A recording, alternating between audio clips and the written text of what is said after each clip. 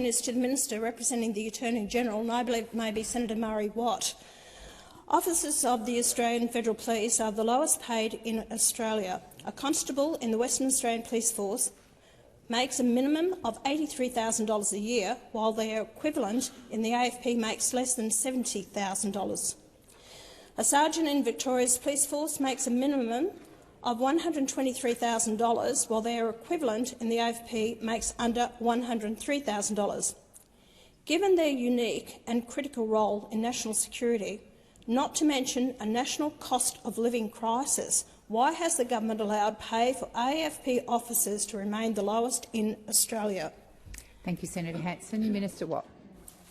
Thank you, President, and thank you, Senator Hanson. At the outset, I want to recognise on behalf of the government that we really deeply value the important work that AFP officers do every day to keep our community safe.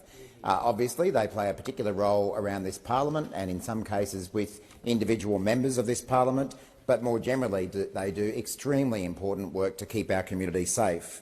As everyone is aware, there are negotiations going on at the moment in relation to a new enterprise bargaining agreement with the Australian Federal Police services, and I do recognise the right of all employees to take responsible and legally appropriate protected action where that's allowed for under the law, to the extent that those actions are safe and do not cause disruption or affect community safety and national security.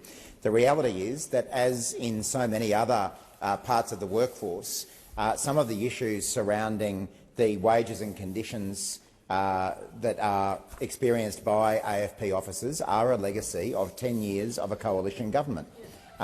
We have seen that the case across the public sector workforce, and unfortunately the coalition's policy of keeping low wages in place applied to the AFP as it did to various other employees of the federal government.